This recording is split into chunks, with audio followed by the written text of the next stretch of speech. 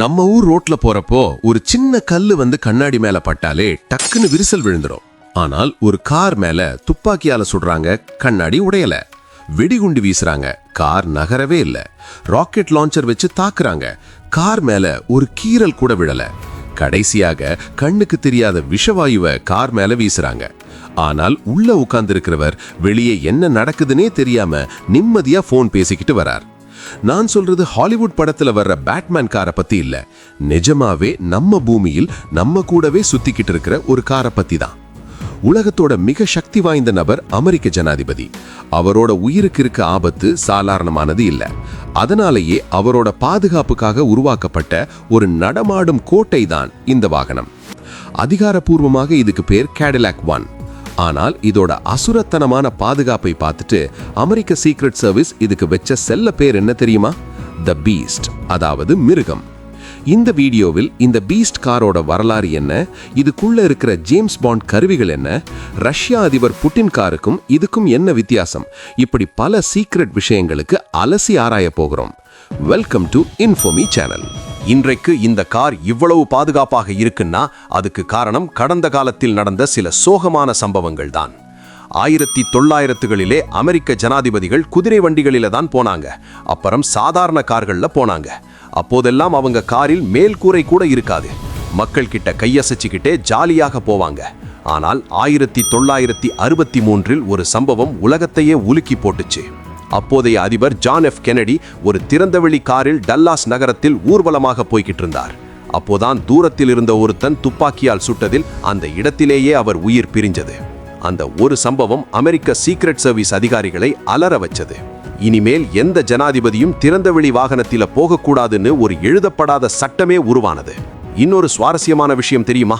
2ஆம் உலகப் போர் டைம்ல அதிபர் ரூஸ்வெல்ட்டுக்கு அவசரமாக ஒரு குண்டு துளைக்காத கார் தேவைப்பட்டது. அப்போ அமெரிக்க அரசாங்கத்துக்கிட்ட அப்படி ஒரு காரே இல்லை. கடைசியாக என்ன பண்ணாங்க தெரியுமா? அப்போதைய ஃபேமஸ் தாதா அல் கபோன் கிட்ட இருந்து பறிமுதல் செய்யப்பட்ட ஒரு காரை தான் ஜனாதிபதிக்கு கொடுத்தாங்க. ஏன்னா அந்த கேங்ஸ்டர் தன் உயிருக்கு பயந்து ஏற்கனவே அந்த காரில் இரும்பு தகடுகளை பொருத்தி வச்சிருந்தான். ஒரு கேங்ஸ்டர் காரில் அமெரிக்க ஜனாதிபதி போனது வரலாறு. அங்கே ஆரம்பித்த பாதுகாப்பு தான் இன்றைக்கு த பீஸ்ட் வரைக்கும் வந்து நிக்குது. சரி, இப்போ நம்ம ஹீரோ த பீஸ்ட் பற்றி பார்ப்போம். இது பார்க்கிறப்போ ஒரு சாதாரண கேடிலாக் கார் மாதிரி தான் தெரியும். ஆனால் இது கார் கிடையாது, இது ஒரு ட்ரக். ஆமாங்க, ஜெனரல் மோட்டார்ஸ் நிறுவனத்தோட ஹெவி டியூட்டி ட்ரக் சாசஸ் மேல தான் இந்த காரை கட்டி இருக்கிறாங்க. என்னால் சாதாரண கார் இன்ஜின் இதோட எடையை இழுக்க முடியாது. இதோட எடை கிட்டத்தட்ட 8 to 10 டன்கள். அதாவது 2 பெரிய யானைகளை ஒன்றாக நிற்க வைத்தால் எவ்வளவு வெயிட்டோ அவ்வளவு வெயிட். இதோட பாடி சாதாரண தகரம் இல்லை, ஸ்டீல், டைட்டானியம், அலுமினியம், செராமிக்னு கலந்து செஞ்சிருக்கிறாங்க. இதோட தடிமன் மட்டும் 8 இன்ச். எந்த ஒரு வெடிகுண்டோ கையெறிகுண்டோ இது துளைக்க முடியாது. அதிபர் ஏறுறதுக்கான பின்பக்க கதவு இருக்குல்ல, அதை திறக்கிறதுக்கே பெரிய பலம் வேண்டும். ஒரு போயிங் விமானத்தோடைய கதவு எவ்வளவு கனமோ அதே கனம் இந்த காரோட கதவு. அதிபர் உள்ளே போனதும் இந்த கதவை சீல் வச்சிருவாங்க. அதுக்கப்புறம் வெளியே இருந்து ஒரு எறும்பு கூட உள்ளே போக முடியாது. காரில் இருக்கிற கண்ணாடிகள் எல்லாமே 5 இன்ச் தடிமன் கொண்டவை. இது பாலிகார்பனேட் மற்றும் கண்ணாடியால் செஞ்சது. புல்லட் உள்ள வராது, ஒரே ஒரு கண்ணாடி மட்டும் திறக்கும். அது டிரைவர் சீட் கண்ணாடி. அதுவும் சும்மா காற்று வாங்குறதுக்கு இல்ல, பாஸ்வேர்ட் கார்டு காட்டுறதுக்கும் சீக்ரெட் சர்வீஸ் கிட்ட பேசுறதுக்கும் மட்டும்தான் 3 இன்ச் அளவுக்கு திறக்கும். இது வெறும் தற்காப்பு வாகனம் மட்டுமில்லை, தேவைப்பட்டால் எதிரிகளை தாக்கவும் செய்யும். அதுக்குத்தான் இதில் சில ஜேம்ஸ் பாண்ட் டெக்னிக்ஸ் வச்சிருக்கிறாங்க. டிரைவர் சீட்டுக்கு பக்கத்திலேயே பம்ப் ஆக்ஷன் ஷாட்கன்கள் எந்நேரமும் லோட் பண்ணி வைக்கப்பட்டிருக்கும். சினிமாவில் வர்ற மாதிரி யாராச்சும் காரை துரத்தினால் டிரைவர் ஒரு சுவிட்சை போடுவார். உடனே காரோட பின்னாடி இருந்து பயங்கரமாக புகை வரும். எதிரிகளுக்கு கண்ணே தெரியாது. அது மட்டும் இல்லாமல் ரோட்டில் ஆயிலை கசிய விட்டு பின்னாடி வர்ற வண்டிகளை வழுக்கி விழ வைப்பாங்க. ஒருவேளை தீவிரவாதிகள் ஓடி வந்து காரோட கதவை திறக்க ட்ரை பண்ணினா டிரைவர் ஒரு பட்டனை அமுக்குவார். அவ்வளவுதான், கார் கதவு கைப்பிடிகளில் 120 வோல்ட் மின்சாரம் பாயும். தொட்டவங்க தூக்கி வீசப்படுவாங்க. காரோட பம்பர்ல இருந்து கண்ணீர் புகை குண்டுகளை சுடுற வசதியும் இதில் இருக்குது. இதோட டயர்கள் ரன் ஃபிளாட் வகையைச் சேர்ந்தவை. இதுக்குள்ளே கெவ்லார் நார் வச்சிருக்கிறாங்க.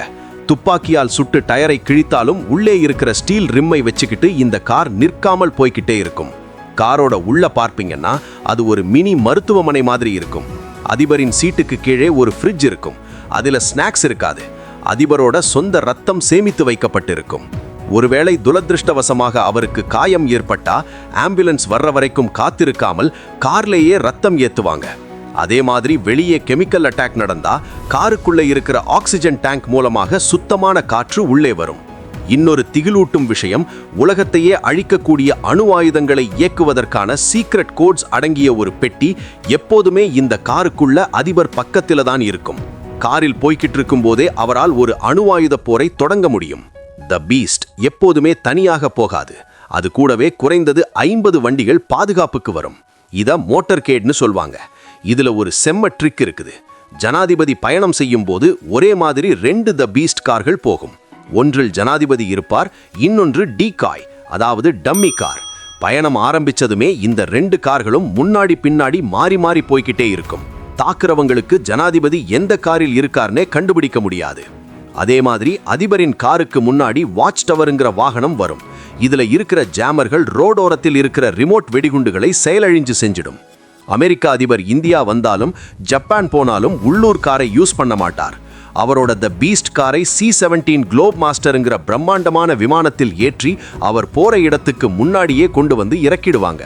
கடைசியாக ஒரு சின்ன ஒப்பீடல். அமெரிக்காவுக்கு போட்டியாக ரஷ்யா அதிபர் புட்டினும் ஒரு பயங்கரமான கார் வச்சிருக்கார். அது பேர் RS செனட். ரஷ்யா கார் பார்ப்பதற்கு ரோல்ஸ் ராய்ஸ் மாதிரி சொகுசாக இருக்கும், வேகமாக போகும். ஆனால் அமெரிக்காவோட த பீஸ்ட் ஒரு மிலிட்டரி டேங்க் மாதிரி அதீத பாதுகாப்பு கொண்டது. வேகம் குறைவுதான், ஆனால் பாதுகாப்பில் இதுதான் நம்பர் 1. யோசிச்சு பாருங்க நண்பர்களே, உலகத்திலேயே அதிக பவர்ஃபுல் மனுஷனாக இருக்கிறது எவ்வளவு கஷ்டம். நாம பைக்ல போகும்போது ஜில்லுன்னு காற்று வாங்குற சுதந்திரம் கூட அந்த நாட்டு ஜனாதிபதிக்கு கிடையாது. 8 இன்ச் இரும்பு சுவருக்குள்ள வெளி உலகத்தை பார்க்க முடியாமல் ஒரு பாட்டிலுக்குள்ள அடைக்கப்பட்ட மாதிரி தான் அவர் ஒவ்வொரு முறையும் பயணிக்கணும். உயிரை காப்பாற்றிக்க கோடிகளில் செலவு பண்ணி இப்படி ஒரு காரை உருவாக்கினாலும் பயம்ங்கிறது யாரையும் விட்டு வைக்கலைங்கிறது தான் உண்மை. இந்த வீடியோ உங்களுக்கு பிடித்திருந்தால் லைக் பண்ணுங்கள். அடுத்த வீடியோவில் ரஷ்யா அதிபர் புட்டினோட ரகசிய பதுங்கு குழி பற்றி பேசலாமா? கமெண்டில் சொல்லுங்க. மறக்காமல் நம்ம இன்ஃபோமி சேனல் சப்ஸ்கிரைப் செய்யுங்க. அடுத்த வீடியோவில் சந்திப்போம். நன்றி.